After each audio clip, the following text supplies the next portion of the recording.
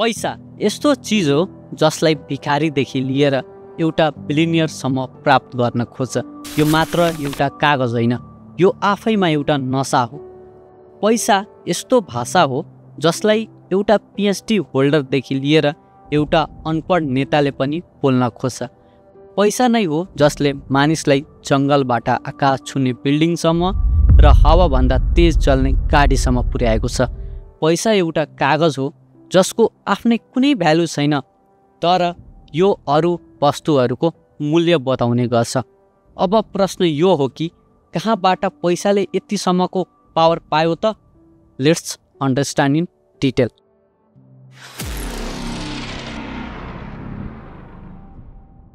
हजारौँ साल पहिला कुनै पनि ट्रान्जेक्सन गर्नको लागि मानिसहरू बार्टर सिस्टमको युज गर्थे। कुनै एउटा सामान किन्नु छ भने अर्को कुनै सामान दिनु पर्थ्यो। मतलब यो हो कि कसैसँग चामल छ र उसलाई चिनी चाहिएको छ भने उसलाई चिनी बेच्ने र चामल किन्ने मान्छेलाई खोज्नु पर्थ्यो।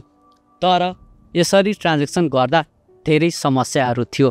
त्यसैले मानिसहरू बार्टर सिस्टमको अल्टरनेटिभ ट्रान्जेक्सन गर्न खोज्यो अनि त्यसपछि कमोडिटी ट्रान्जेक्सन सुरु भयो। मानिसहरू त्यो सबै सामानलाई पैसा बनाइदियो जो सामान सबैलाई काम लाग्थ्यो। त्यसपछि मानिसहरू धान, चामल, बाख्रा, दुध यो सबले बिजनेस गर्न सुरु गर्यो। तर यसमा पनि धेरै प्रब्लमहरू थियो। मसँग जुन सामान छ उसको एक्ज्याक्ट भ्यालु र प्राइस कति छ त यो थाहा हुँदैन थियो। र त्यस्तै कमोडिटी टाइमसँगै खराब पनि हुन थाल्थ्यो। किनेको जनावर मर्थ्यो, धान, चामल टाइमसँग कुहिन्थ्यो।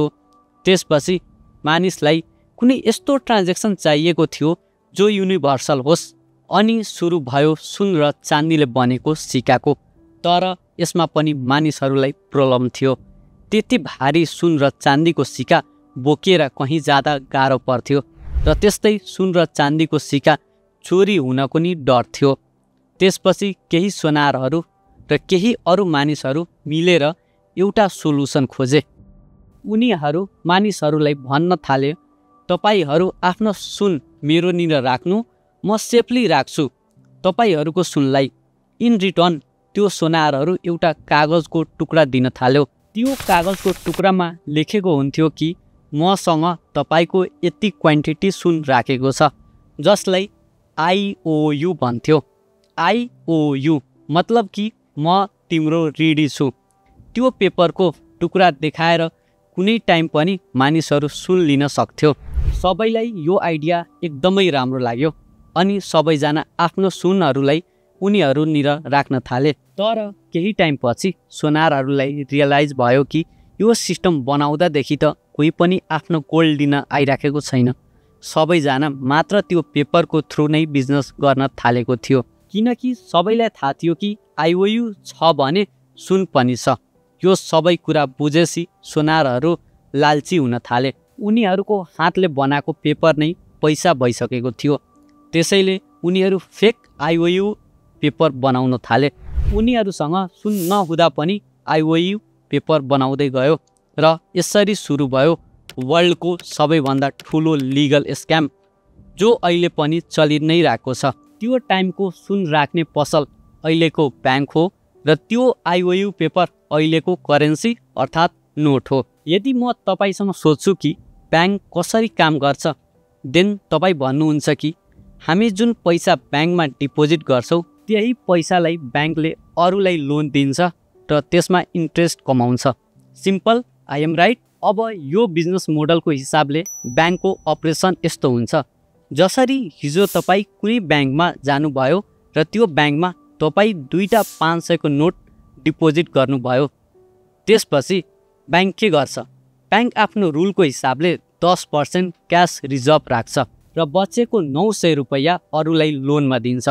अनि त्यो लोनबाट ब्याङ्कले 12% इन्ट्रेस्ट चार्ज गर्छ र तपाईँलाई डिपोजिटमा 4% को रिटर्न दियो भने 12% र 4% को जुन बिचको 8% इन्ट्रेस्ट छ त्यो ब्याङ्कको प्रॉफिट हुन्छ, राइट?